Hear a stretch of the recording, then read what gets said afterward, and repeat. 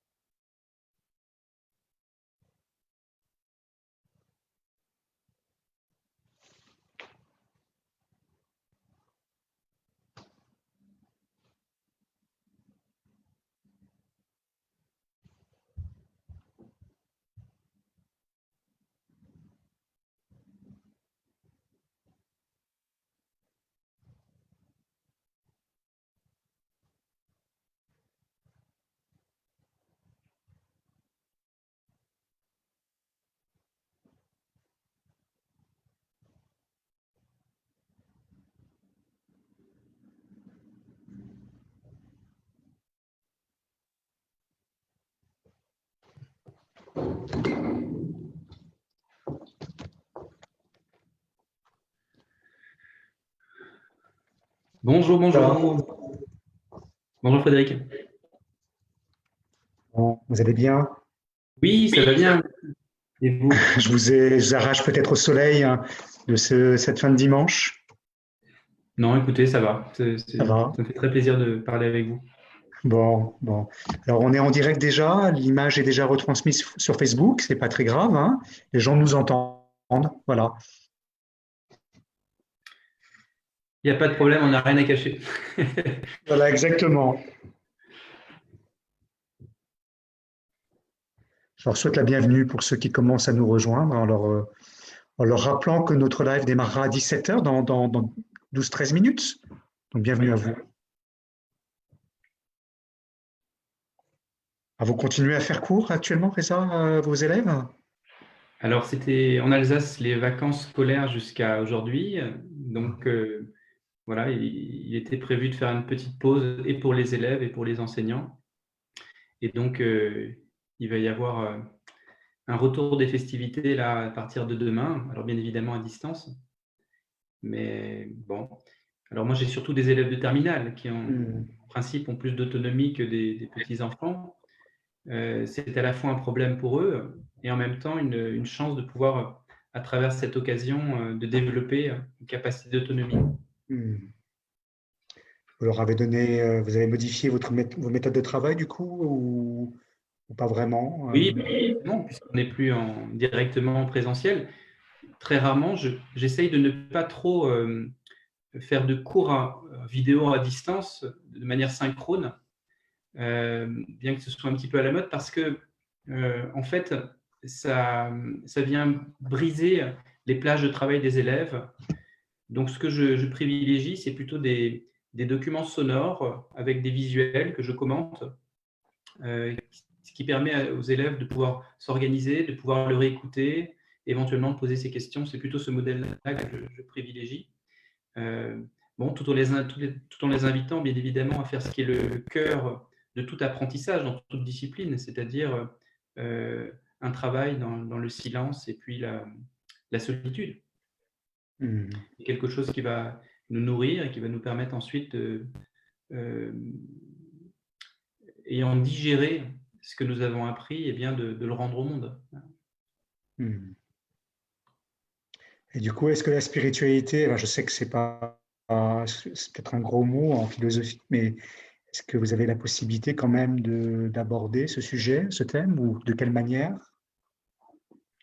Alors oui, c'est vrai que dans la discipline que j'enseigne, la philosophie, en tous les cas, dans la manière académique et universitaire qui a été celle de notre formation, ce n'est pas un terme qui est généralement très utilisé. Il y a même une sorte de condescendance pour ce terme qui demande en effet à être précisé. C'est-à-dire que cette condescendance a aussi de bonnes raisons parce qu'on a parfois tendance à mettre tout et n'importe quoi sur ce terme.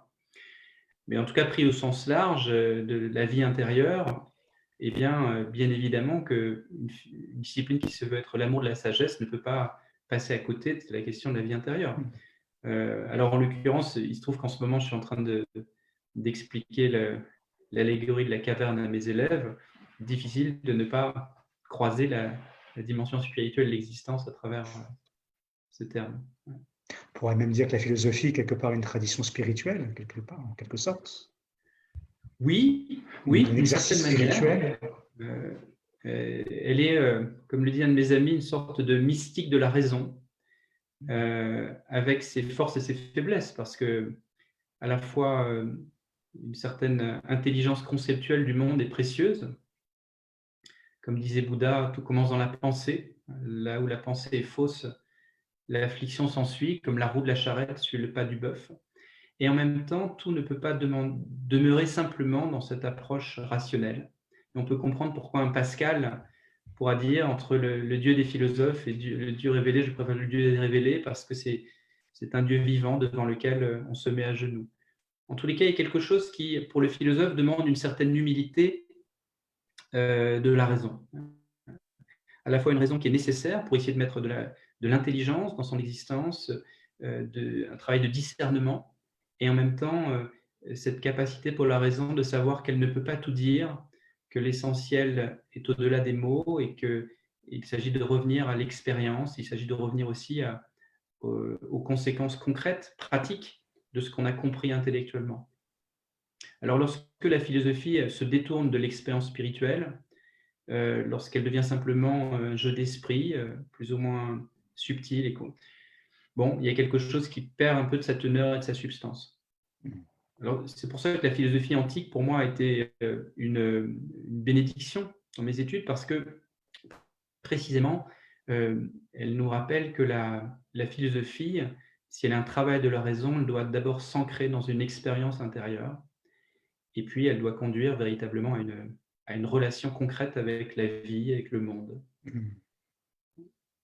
Je dirais que c'est cette approche-là qui m'a permis de relier ce que je rencontrais à travers l'enseignement des grands maîtres spirituels, dans les traditions spirituelles, et puis de l'autre côté, ce qui a pu être ma formation en tant que philosophe dans ces études que j'ai faites en classe préparatoire puis à l'université. Alors, je rassure nos auditeurs qui nous rejoindraient maintenant, à la fois sur Zoom et sur Facebook. Non, notre live n'a pas commencé. Il ne commence qu'à 17h, mais voilà, on commence à échanger avec Reza sur son expérience de philosophe en lien avec la vie intérieure et la spiritualité. Donc, bah voilà, si vous arrivez plus tôt, vous pouvez profiter de nos échanges. Voilà, je ne sais pas comment on peut dire, nos préambules à notre live de 17h. Alors, votre ouvrage, là, La soif de l'essentiel, il a été publié il y a 1 an, il y a 2 ans, 2019, 2018 2018, je crois. 2018. Ça passe vite. Il a été réédité déjà, je crois. Oui. Oui, il a connu un certain succès. Je crois que ça a parlé à un certain nombre de personnes. Alors, c'est mon premier livre, donc je ne suis pas une célébrité, mais en tous les cas, de bouche à oreille, pour ceux qui l'ont lu, ça a trouvé quelque écho. L'enjeu pour moi dans ce livre, enjeu que je connais également en tant que professeur de philosophie face à des élèves de terminale, c'est d'essayer de parler de ce qui peut faire la profondeur de l'expérience humaine en utilisant des mots qui ne soient pas trop connotés, qui ne soient pas des mots valises, qui braquent.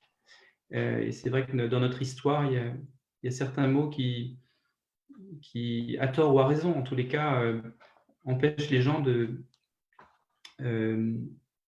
penser la profondeur de leur vie. Et donc, comment trouver ces termes? Alors, vous voyez, au lieu de dire de soif de Dieu ou soif d'absolu, j'ai utilisé ce terme qui pouvait d'essentiel, qui pouvait un petit peu rejoindre des chercheurs de divers horizons. Et ce qui a été pour moi central dans ce livre, ça a été de partir non pas de la croyance des uns ou des autres, mais d'essayer de voir ce à quoi devaient conduire nos croyances. Sur quoi est-ce qu'on peut s'entendre au minimum sur les conséquences de notre vie de foi, ou d'ailleurs qu'on soit croyant ou athée. En tout cas, dès qu'on est chercheur de vérité, dès on a envie de mettre de la profondeur dans son existence, est-ce qu'il n'y a pas des points d'accord, des points de rencontre?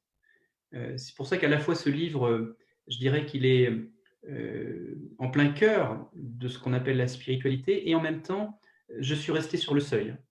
Hmm. Voilà. Alors, vous me disiez que vous étiez en train de travailler sur un nouvel ouvrage, c'est ça? Oui, de manière un petit peu fastidieuse. C'est un livre que je travaille depuis pas mal de mois, que je retravaille, avec à chaque fois une sorte d'insatisfaction dans sa forme, donc je le reprends.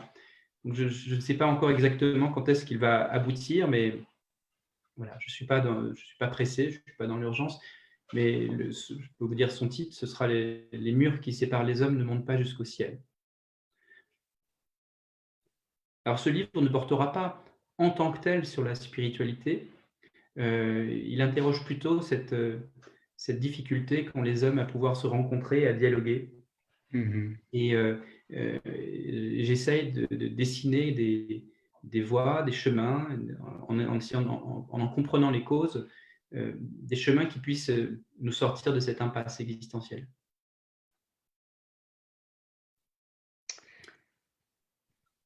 Oui, Reza, vous alliez dire quelque chose, vous alliez Oui, ajouter quelque chose. j'allais préciser quelque chose. Je dirais que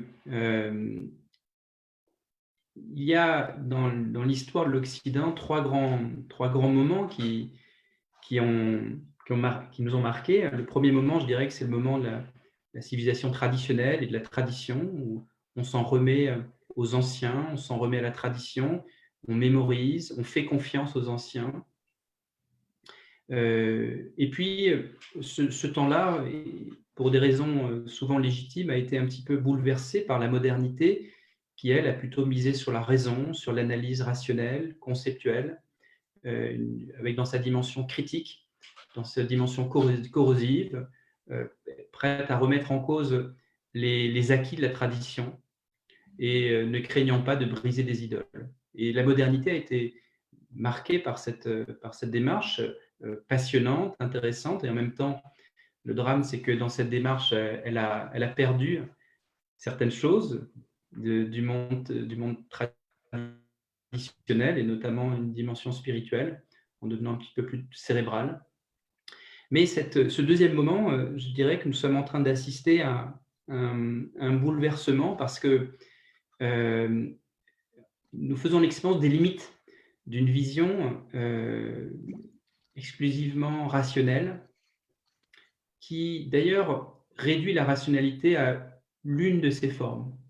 Et ce que j'appellerais pour moi le passage à un troisième temps, qui serait une lecture de la postmodernité, c'est le moment où on s'ouvre à davantage de pluralité des discours, à davantage de pluralité des regards.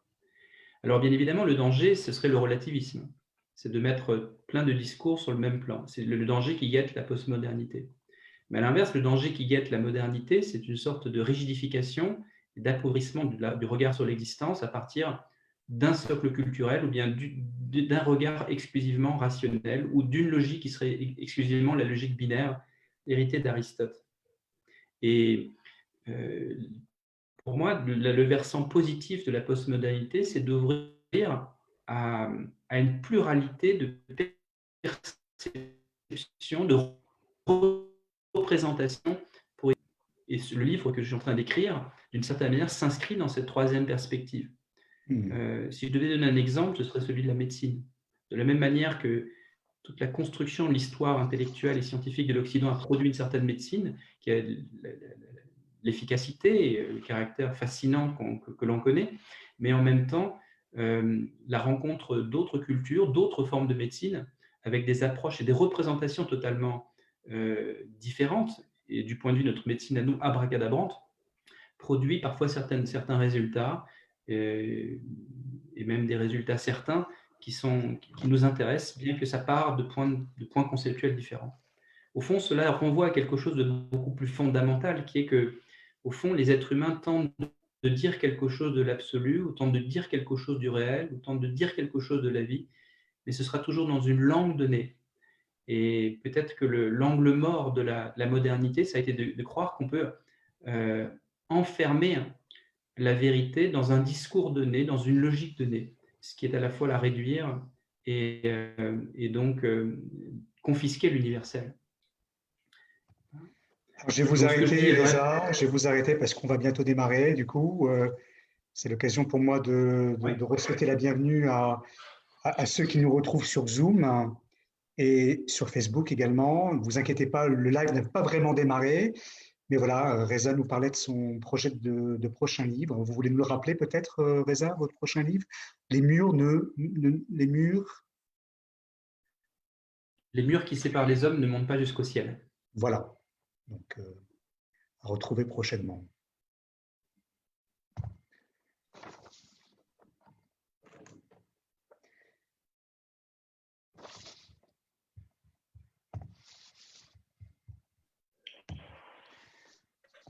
Voilà, bonjour à tous. Bienvenue, vous qui nous retrouvez pour la 6e fois sur Zoom et sur Facebook. Alors, ce soir, je suis heureux d'accueillir Reza Moghadessi pour parler du thème pandémie, le temps du réveil spirituel, point d'interrogation. Alors, pour certains, la crise que nous sommes en train de vivre n'est pas simplement une crise sanitaire, elle n'est pas simplement une crise économique, elle n'est pas simplement une crise sociale, elle serait avant toute chose une crise spirituelle.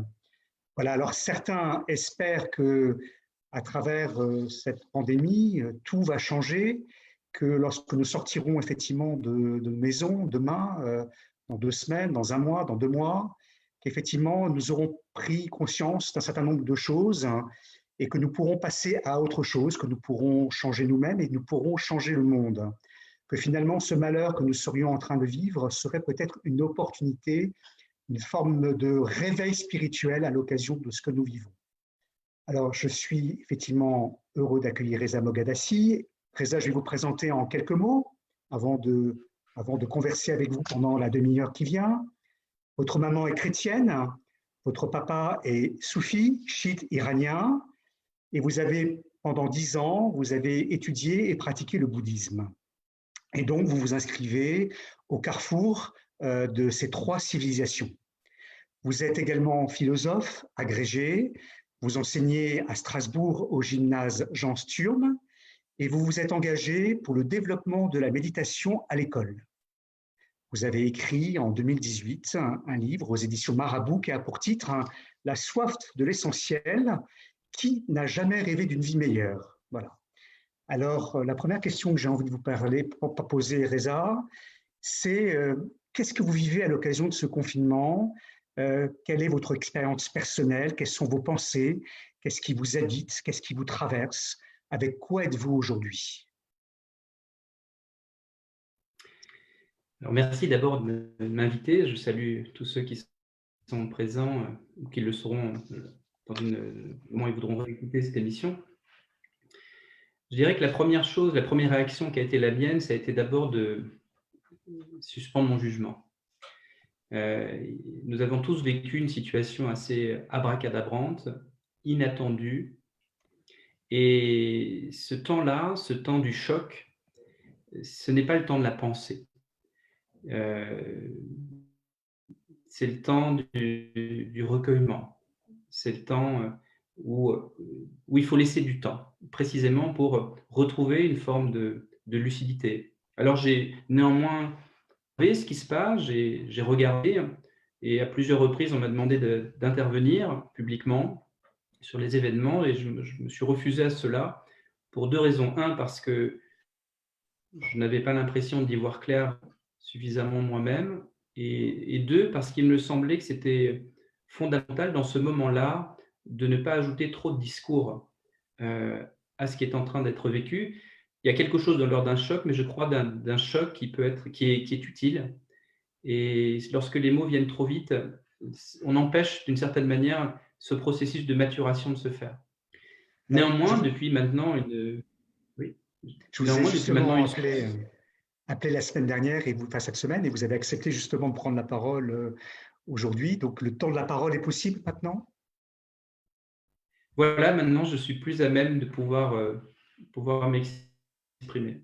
Alors, j'aimerais juste rebondir sur quelque chose que vous avez dit au départ. Est-ce que s'il s'agit plus que d'une crise sanitaire ou d'une crise économique? Je dirais dans un premier temps, puisque le cœur de notre interview va tourner autour des questions spirituelles, d'abord préciser que la crise que nous sommes en train de vivre n'est pas en tant que telle une crise spirituelle. Notre société vit une crise spirituelle, mais bien indépendamment de la question de cette pandémie et bien indépendamment de la question de la crise économique. Ce que nous vivons plus particulièrement à travers cette pandémie, c'est une crise sanitaire d'abord, et cette crise de sentiments, la peur pour sa santé ou pour sa vie, c'est quelque chose qui, on verra, qui a de quoi nourrir une expérience intérieure, mais néanmoins, d'abord, c'est une crise sanitaire. Cette crise sanitaire, elle aurait pu se produire à d'autres moments de l'histoire, et il y a eu dans l'histoire des moments bien plus terribles que celui-là.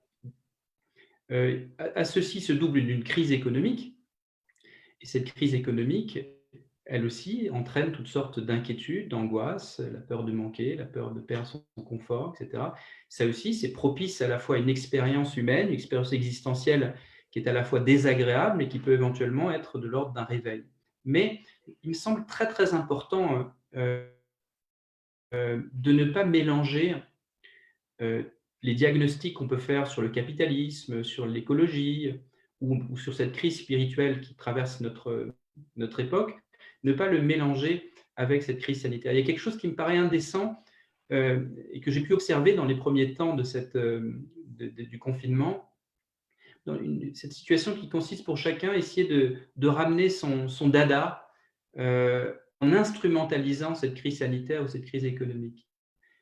Voilà. Donc, je voudrais que les choses soient claires pour ce qui va suivre. Je vais parler en particulier de la crise spirituelle, la manière dont l'expérience spirituelle peut nous amener à vivre ce moment, mais je ne voudrais pas instrumentaliser cette crise sanitaire ou cette crise économique pour venir justifier un discours sur la spiritualité. Alors moi, je pense à l'interview que Rémi Brague a donnée à la Croix jeudi, où pour lui, il estimait qu'effectivement, il y avait des contagions peut-être plus graves que le simple virus Covid-19, mais également qu'à l'occasion de cette crise, il nommait d'autres types d'épidémies, notamment spirituelles. Donc pour vous, ce qui a abouti à cette épidémie n'a rien à voir avec des déséquilibres plus spirituels liés à c'est notre manière de vivre, à notre manière d'habiter ce monde. Alors, oui, il me semble que Rémi Brague a raison. C'est-à-dire qu'on attendrait de cette crise qu'elle vienne nous réveiller. C'est possible, mais ce n'est pas certain, ce n'est pas nécessaire. Cette crise peut même, d'une certaine manière, occulter des problèmes plus vastes, des problèmes plus massifs qui traversent nos sociétés. Et donc, cette crise peut être une sorte de détournement, de distraction vis-à-vis des questions plus fondamentales qui traversent nos sociétés. Alors, néanmoins, cette crise est là, elle va entraîner des conséquences qui vont être lourdes d'un point de vue humain, d'un point de vue social. Et je crois que nous allons avoir, plus dans les semaines et les mois qui viennent à l'instant où je vous parle, nous allons avoir un rendez-vous avec l'histoire. Au sens où, en pensant à des époques un peu dramatiques du passé, nous pouvons nous demander ce qu'individuellement nous aurions fait, comment nous aurions réagi, et ce qu'on aurait été, pour reprendre les termes de Sartre, des salauds ou des héros ou des collabos, etc. Et bien, d'une certaine manière, ici, nous allons avoir l'occasion de nous tester nous-mêmes, de révéler ce que va être notre réaction. Parce que je vois que certains de nos concitoyens se mettent à appeler la police pour dénoncer leurs voisins. Alors, voilà, vous voyez, on assiste à cette attitude depuis ce qu'il y a de plus pulsionnel à ce qu'il y a de plus lumineux. Et là, il y a quelque chose individuellement pour chacun dans lequel il va falloir prendre ses responsabilités avec ce qui va se passer. Nous pouvons très bien, par cette crainte autour de l'avenir, créer un bunker chez soi, accumuler des biens de consommation et puis d'alimentation, et puis s'armer pour se protéger contre ceux qui voudraient nous prendre des minimums alimentaires. Bien à l'inverse, nous pouvons essayer dans cette situation de se donner. Ce qui fait la grandeur de l'homme, c'est de se donner pleinement, d'essayer de créer ce lien de solidarité les uns avec les autres, ce qui donne un sens à la vie. Quel sens y a-t-il à survivre à une catastrophe seul contre tous et malgré les autres? Voilà. Donc, là, le degré de maturité morale et spirituelle des uns ou des autres va pouvoir se révéler ici. Et ce sera simplement des concepts, des mots, des beaux discours, mais c'est quelque chose qui va se traduire dans les actes. Mais il y a un Cette image du réveil, est-ce que vous êtes d'accord avec cette image du réveil aujourd'hui, que peut-être cette crise, ce malheur est l'occasion aussi d'un réveil plus profond, notamment par rapport à notre dimension spirituelle qui parfois est mise de côté? Alors, je disais que c'est une possibilité, parce qu'il a tendance à générer des angoisses, des peurs qui viennent obscurcir l'esprit. Et donc, l'une des possibilités, c'est qu'après cet état de choc, il y ait quelque chose de l'ordre, après ce moment de désorientation, il y ait le retour à une question plus fondamentale sur le sens de l'existence et le sens qu'on veut lui donner. Mais il est possible que, face à cet état de choc, l'individu aille encore plus loin dans un effet de distraction. Il y a une petite histoire que je voulais raconter qui me paraît assez intéressante de ce point de vue-là. Vous savez que dans la tradition du zen japonais, il y a une méditation qui s'appelle le zazen, qui consiste à être face à un mur, assis pendant des heures et des heures tous les jours, et comme ça pendant des jours et des jours, pour les grands pratiquants. Et on a un jour demandé à un maître zen comment c'était possible de pouvoir tenir des jours et des jours assis, à être juste face à un mur, sans même faire puisque là, dans le zazen, il ne s'agit pas de prier, il ne s'agit pas de visualiser quoi que ce soit, il ne s'agit même pas de réciter un chant, il s'agit simplement d'observer ce qui est. Et le maître zen, donc on lui demande, mais est-ce que vous vous ennuyez pas dans cette situation? Et la réponse du maître zen, ça a été de dire, aussi, c'est terrible, on s'ennuie, mais incroyablement. Mais c'est justement cela que l'on cherche. Alors, si on voulait commenter, c'est justement cela que l'on cherche. Pourquoi? Parce que l'esprit humain a naturellement tendance à sans cesse chercher une nouvelle distraction, une nouvelle occupation, et à ne pas laisser la place pour pouvoir accueillir et pour pouvoir traverser cette obsession de la distraction, pour pouvoir traverser l'ennui et rencontrer ce que certains mystiques appellent cette joie inconditionnelle. Si je prenais un vocabulaire plus monothéiste, je dirais qu'il faut apprendre à faire place pour Dieu et que Dieu prendra la place qu'on lui laisse. Alors justement, la crise qu'on est en train de vivre, ce petit virus qui s'est propagé très rapidement au monde entier, nous a obligés à une sorte de mise à l'arrêt, nous a obligés à vivre chez nous, à vivre confinés, peut-être à justement ne plus éviter ce que nous avions voulu éviter jusque-là. Est-ce que pour vous, c'est un peu déroutant? Est-ce que vous faites le lien entre cette petite histoire que vous nous avez racontée et ce que vient de provoquer ce virus? Alors, d'un point de vue, cette fois-ci, non pas logique, mais analogique. Il y a quelque chose dans ce que nous vivons à travers ce petit virus dont vous parliez qui est intéressant d'un point de vue symbolique. D'abord parce que au moment où l'humanité, dans une forme d'arrogance appareillée de toutes ces technologies les plus étonnantes, se trouve totalement désarmée par un petit virus, a quelque chose de cocasse, quelque chose d'assez amusant, l'homme fasciné par sa toute-puissance rencontre à nouveau son extrême fragilité. Et de ce point de vue-là, il y a quelque chose d'intéressant. Et puis, il y a le fait que ce virus vit tout d'un coup une terre qui est malade, une terre qui est intoxiquée par l'activité humaine, à reprendre souffle. Et là aussi, il y a quelque chose qui est le versant positif de l'action de ce virus.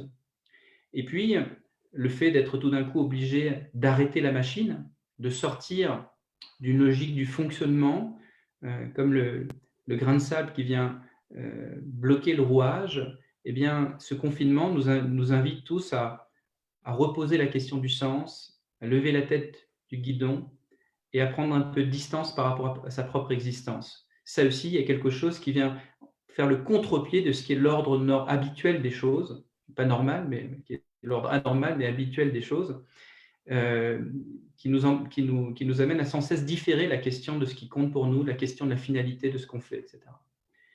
Donc, on pourrait donner pas mal d'éléments. Par exemple, le fait qu'il y ait un lien qui tout d'un coup devient plus important que la question des biens. Le fait de rassembler la famille dans un même lieu, le fait de renouer ces liens. C'est une invitation du confinement qui, de ce point de vue-là, est aussi le contre-pied d'une tendance à la délicatesse et à l'effritement des relations. Donc, il y a bien quelque chose qui symbolise positivement.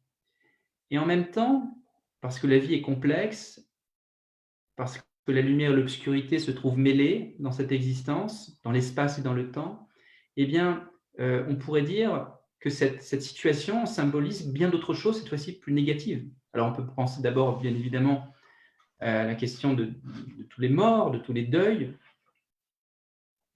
mais il y a aussi le fait que cette situation a conduit en même temps à l'effritement des liens, à la mise à l'écart des générations entre elles, davantage que ce que nous vivions encore, à peut-être une attention encore plus grande à ce qui nous manque. Parce que ce confinement, il n'est pas voulu, il est forcé. Et c'est comme la pauvreté, il y a une grosse différence entre la pauvreté volontaire et la pauvreté subie. Et donc, il y a quelque chose qui peut être inversement négatif. Il y a donc, dans cette situation existentielle, les deux possibles qui se retrouvent mêlés. Alors, une petite histoire, deuxième, que j'aimerais raconter à cette occasion, c'est l'histoire de Nasruddin. Nasruddin, dit-on, est en train de chercher ses clés dans la nuit, non loin du village, sous un lampadaire. Et un villageois arrive et voit Nasruddin en train de chercher ses clés. Il lui propose de l'aider, mais il ne trouve pas. Alors ils appellent tous les gens du village qui viennent l'aider et tout le monde part dans tous les sens, tout autour de le lampadaire, là où cherche Nasruddin, mais personne ne retrouve les clés. Et finalement, il demande à Nasruddin, mais Nasruddin, tu es sûr que tu as perdu tes clés ici? Il dit, non, je les ai perdues chez moi. Mais alors on dit, mais pourquoi tu viens les chercher ici alors? Parce qu'ici, il y avait de la lumière. Et cette histoire de Nasruddin, pour moi, elle a quelque chose d'intéressant par rapport à ce que nous vivons, parce que, précisément, comme Nasruddin, l'humanité a tendance à aller chercher à l'extérieur, à se détourner dedans, à perdre le sens de la maison. Alors la maison, d'une certaine manière, le confinement nous amène à revenir d'abord à la maison, au foyer. Et puis la maison, c'est bien évidemment aussi l'intériorité du cœur de l'homme. Et ce que nous dit cette histoire, c'est que les trésors que vous cherchez sont déjà là où vous êtes, ici et maintenant. Il s'agit de l'accueillir, il s'agit de le recevoir. Et puis, l'autre élément qui me paraît intéressant, c'est que vous voyez, cette histoire de virus, c'est toujours le sentiment qu'il y a quelque chose d'extérieur qui vient créer le mal et qu'il faudrait se protéger contre ce qui vient de l'extérieur. Mais de la même manière que le trésor est à l'intérieur, de la même manière, il y a quelque chose qui, dans la maison, demande un certain soin. Et c'est assez frappant, vous voyez, si on fait le parallèle entre la dimension spirituelle et la dimension physique et médicale, c'est qu'on peut beaucoup insister sur les traitements extérieurs qu'on va apporter pour soigner le virus, sur la manière dont le virus extérieurement risque de nous contaminer. Mais très souvent, et c'est peut-être un des drames de la médecine occidentale encore aujourd'hui, la question de dimension, ce que les naturopathes appellent la question du terrain, ce qui fait que notre immunité est plus ou moins forte ou plus ou moins grande, ce qui fait notre capacité de résilience, de cohabitation avec les bactéries, les virus dans ce monde, eh bien, est souvent un peu délaissé, oublié. Il ne faut pas oublier que la vie, c'est de vivre en compagnie des bactéries et des virus, et même à certains égards, parfois grâce à eux. Et donc, tout le discours de la guerre, tout le discours de la protection, du risque de la contamination, ça aussi, vous voyez, c'est quelque chose qui, d'un côté, on peut le comprendre d'un certain point de vue, mais d'un autre côté, est un peu court pour penser le réel. Et le monde souffre d'un regard sur la vie, vis-à-vis de la nature, vis-à-vis de la maladie, qui est toujours pensé comme une menace venant de l'extérieur et vis-à-vis duquel il va falloir être tout puissant. Plutôt que penser la synergie, la cohabitation, ce qui fait le lien avec l'ensemble du vivant. Alors justement, dans votre livre publié en 2018, qui s'appelle La soif de l'essentiel, hein, avec comme sous-titre, hein, vous parliez de rêver d'une vie meilleure. Est-ce qu'à votre avis aujourd'hui, dans ce contexte de crise, où vous nous invitez finalement à repenser autrement le lien entre extériorité et intériorité, extime et intime, est-ce que ça serait quoi penser à mener une vie meilleure? Est-ce que c'est possible? Est-ce qu'il n'y a pas quelque chose d'un peu provocateur aujourd'hui de pouvoir poser cette question d'une vie meilleure? Alors, une vie meilleure, j'aurais tendance à le poser un peu autrement. Il s'agit d'ouvrir son cœur et son intelligence à la majesté de ce qui se présente à nous à travers la vie. Donc, il ne s'agit pas de construire quelque chose à la force de sa volonté, mais il s'agit d'ouvrir son cœur, de passer de la vue à la vision. Et cette très belle phrase qu'on trouve dans l'Ancien Testament attribuée à Salomon. « Vides sont les hommes qui ne savent reconnaître les réalités invisibles derrière les choses visibles. » Et vous voyez, percer le réel, percer la vie, c'est rencontrer à travers la présence des êtres, et même à la présence d'une montagne, la présence de cet animal, la présence de cet arbre, cet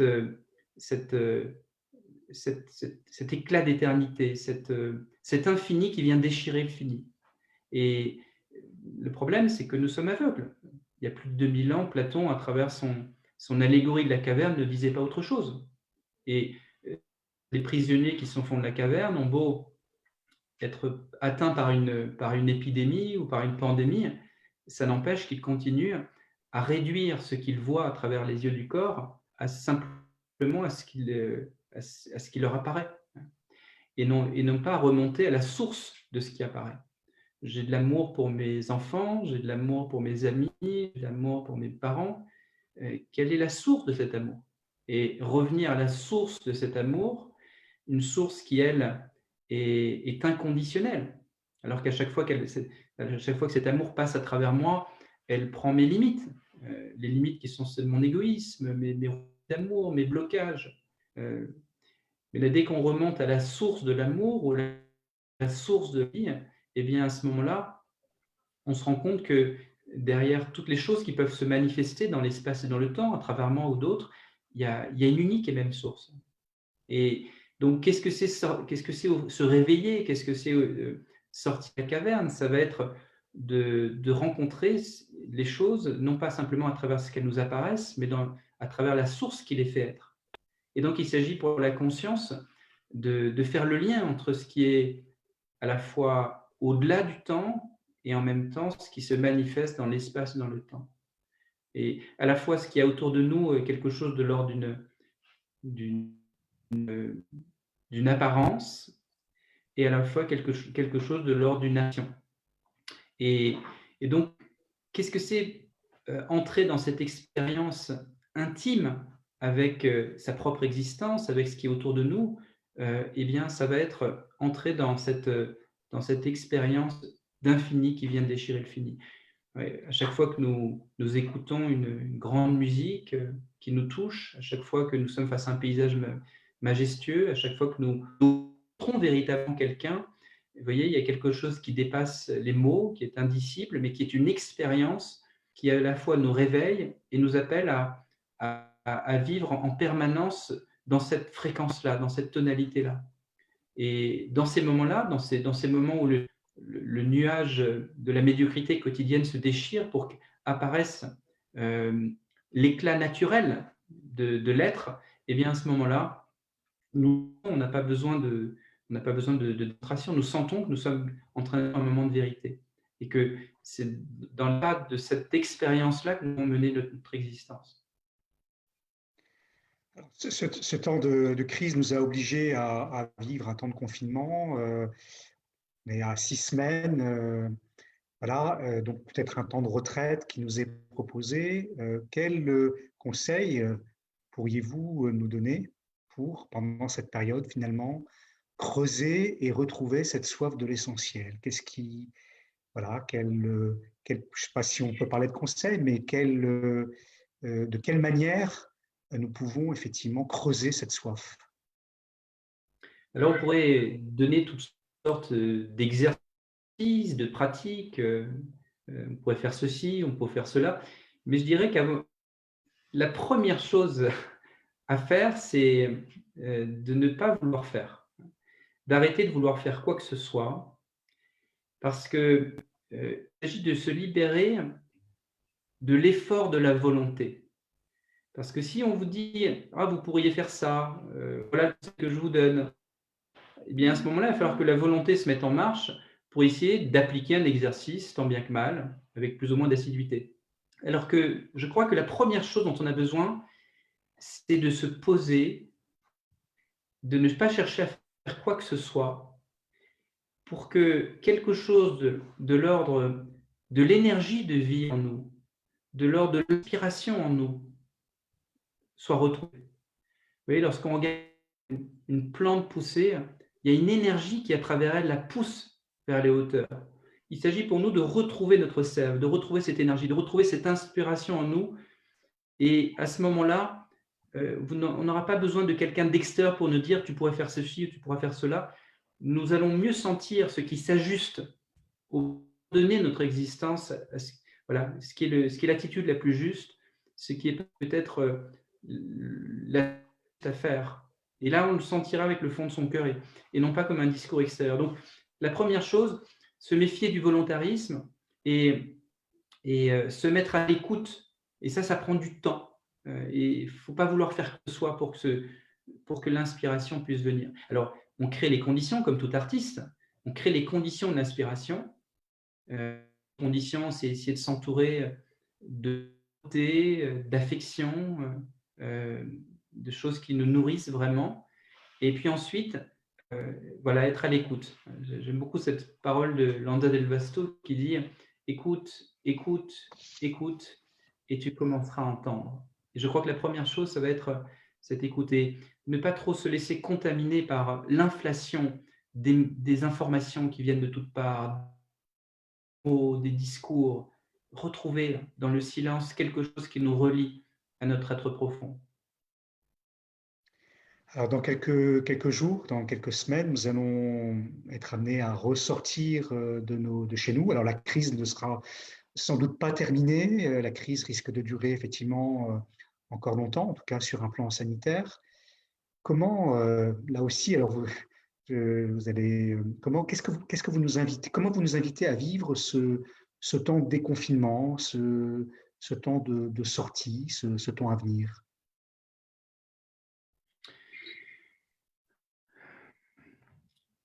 Indéniablement, de la même manière que le confinement a produit une certaine angoisse, le déconfinement produit également un état de choc. Et l'une des difficultés, c'est que pendant ce temps de confinement, nous avons d'une manière laissé tomber un certain nombre de masques. Et la difficulté pour nous du déconfinement, ça va être de réendosser ces masques sociaux dont on ne veut plus, qui nous épuisent. Et toute la question pour nous, ça va être d'abord de garder ce lien authentique avec soi-même. Et puis, une fois qu'on arrive pour jouer ces rôles sociaux, au fond, eh bien, ne pas confondre totalement le personnage qui joue et l'acteur. Alors, il s'agit de jouer avec sérieux les différentes fonctions que nous devons occuper dans la société. Dans mon cas, c'est la fonction de père de famille, de professeur, ou la fonction d'employé, ou la fonction de directeur de, etc. Mais ce qui est important, c'est de ne pas se confondre totalement avec le rôle que nous jouons, avec la fonction qu'on occupe, de garder à la fois un pied dans notre activité, dans ce monde, et en même temps de garder le lien avec ce qui en nous euh, euh, n'est pas possible à cette fonction. Ce qui fait notre noblesse, ce qui fait notre grandeur. Et la deuxième chose par rapport à ce déconfinement, la question qui doit être centrale, c'est comment est-ce que je peux rendre service au monde? Et l'une des premières choses, c'est d'essayer de ne pas nourrir l'angoisse des gens qui nous entourent. Il y en aura beaucoup, nous-mêmes nous en aurons. Mais il s'agit d'essayer d'apporter un sentiment de les relier à quelque chose de positif, les relier à quelque chose de beau. Comme disait là les ténèbres qu'on fait apparaître la lumière. Il y a des ténèbres, il y a toutes sortes de choses contre lesquelles on peut se révolter, qu'on peut critiquer, etc.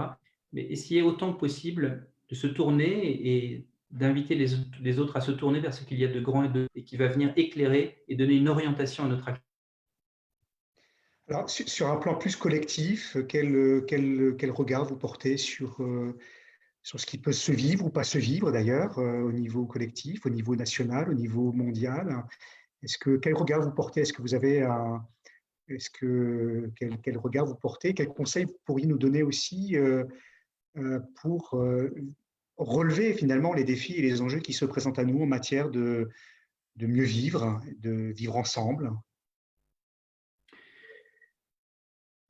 Dans les situations critiques, ou dramatiques, il devient encore plus urgent, si vous voulez, d'être un acteur du lien social, d'être un acteur qui permet de tisser, comme dit Abdenour Bidar très joliment, de tisser ce lien qui permet à l'humanité de pouvoir même.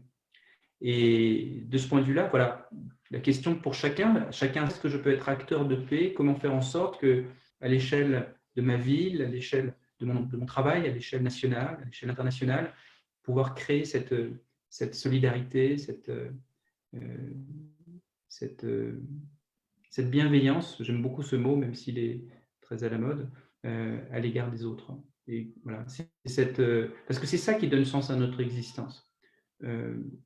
Et ce qu'on peut craindre à l'inverse, c'est voilà, à travers des réflexes sécuritaires, le repli dans sa petite sphère privée. Alors, notre entretien va bientôt se terminer, Reza. Je vous remercie pour nous avoir parlé de manière très simple d'un sujet qui peut paraître un peu compliqué. Vous me disiez tout à l'heure, avant l'entretien, que pour vous, ce qui vous guidait notamment par rapport au livre La soif de l'essentiel, c'était de pouvoir justement traduire de manière la plus accessible possible, à travers des mots du quotidien, ce qui relève de l'intime, ce qui relève de l'expérience intérieure et spirituelle. Moi, ce que je retiens de notre demi-heure passée ensemble, hein, c'est votre invitation voilà, à quoi vais-je me mettre au service demain, ma vie, à quel service je vais la mettre demain dans ce temps de déconfinement.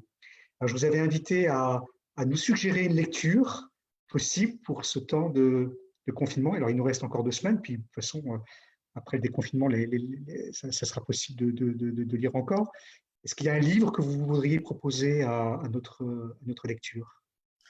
Alors, ça pourrait être un livre, mais ce serait, je dirais, toutes les différentes œuvres d'un auteur qui est très cher pour moi et qui me paraît être essentiel pour les temps qui viennent, c'est Lanza del Vasto. Pourquoi Lanza del Vasto, ce disciple de Gandhi, d'origine italienne, qui a écrit beaucoup d'ouvrages en français? Parce que Lanza del Vasto, à l'instar de Gandhi, fait le lien entre, d'un côté, la perspective métaphysique, spirituelle, à laquelle l'homme est appelé, mais une perspective métaphysique et spirituelle qui doit venir nourrir notre action collective, notre action dans le monde. Et je crois qu'essentiel de maintenir, vous voyez, vraiment le lien entre notre action dans le monde, notre action sociale, notre responsabilité en tant que citoyen, et d'autre part, une perspective métaphysique et spirituelle de l'existence. Les deux doivent être reliés. C'est comme ça que Gandhi pensait les choses, et c'est comme ça que Lanza del Vasto a essayé à sa manière de l'incarner. Et je crois que les ouvrages, la vie de Lanza del Vasto, à bien des égards, voilà, c'est un vrai témoignage pour notre temps. Et pour ceux qui ne le connaissent pas, un premier petit livre pour commencer, c'est son fameux pèlerinage aux sources, le pèlerinage aux sources, où il est parti à pied à la rencontre de Gandhi en 1936. Et il raconte ce voyage. Et puis, si cet ouvrage vous a plu, vous pourrez en découvrir d'autres. Deux autres, par exemple, Principes et préceptes du retour à l'évidence. Là, ce sont des aphorismes. Et puis, un ouvrage un petit peu plus philosophique et spirituel, Approche de la vie intérieure. Voilà. Alors, Reza, merci beaucoup pour ce temps passé ensemble, assez court, mais je rappelle que, alors je ne sais pas si on le voit parce qu'il est à l'envers, donc vous avez publié en 2018 ce petit livre aux éditions Marabout, La soif de l'essentiel, qui n'a pas rêvé d'une vie meilleure, point d'interrogation. Reza, merci beaucoup d'avoir accepté mon invitation et d'avoir accepté de reprendre la parole après avoir pris le temps de regarder les choses se dérouler devant nos yeux et d'essayer de comprendre avant de pouvoir poser des mots dessus. Je vous souhaite une bonne fin d'après-midi à tous. Je vous donne rendez-vous de nouveau dimanche prochain à 17h pour un nouveau live dont le thème et les intervenants ne sont pas encore connus. Mais maintenant, vous connaissez le chemin pour venir jusqu'à nous sur Zoom et Facebook tous les dimanches à 17h pendant ce temps de confinement et sans doute après, pendant le temps de déconfinement également qui va s'étaler sur plusieurs semaines. Reza, merci beaucoup. Je vous souhaite une bonne fin d'après-midi. Merci à vous. Bonne soirée à tous.